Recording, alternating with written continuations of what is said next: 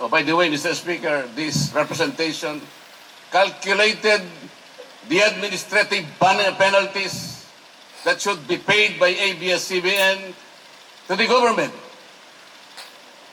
And my calculations totaled 1.6 trillion pesos. If this can be considered as obligations to the national government, then the NTC order, again, should be applied.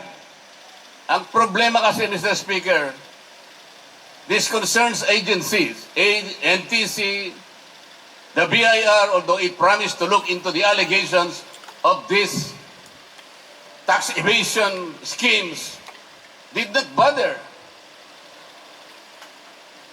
They lack the vigilance.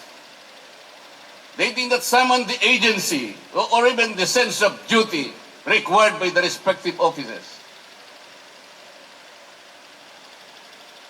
And by every measure, Mr. Speaker, I think even TV5 has some obligations in this deal.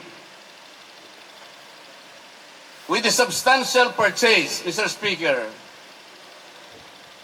of the outstanding stocks of ABS-CBN,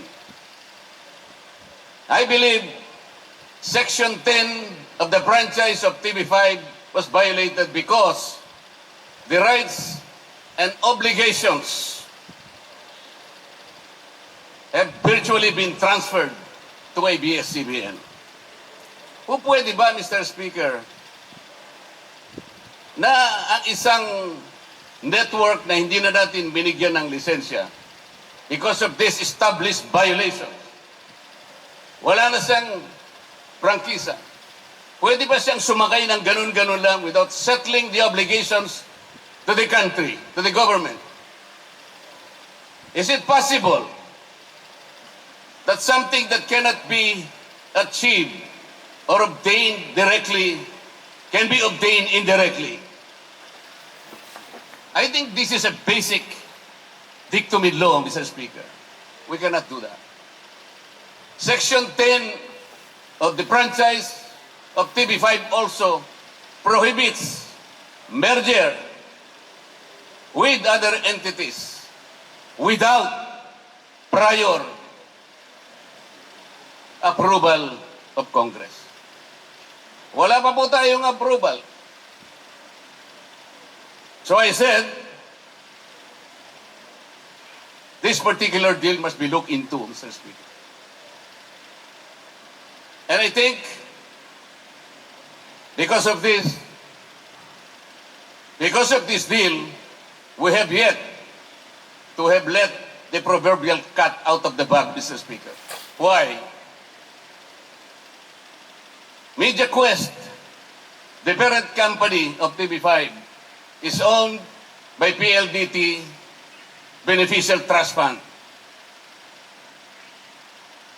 And the grapevine, Mr. Speaker, is so loud that PLDT Beneficial Trust Fund is owned by an Indonesian national.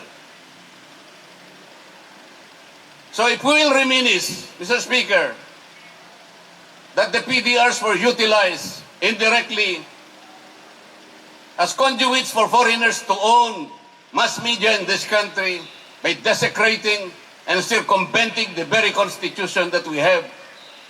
Baka naman ang mangyari, ganito rin, Mr. Speaker.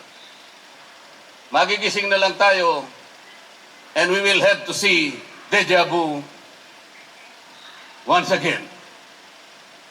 Mr. Speaker, somebody said that the only thing necessary for evil to triumph is for good men to do nothing. I humbly seek the good men of this chamber, Mr. Speaker, to unite and rally behind a good cause and do something. Maraming salamat po, Mr. Speaker.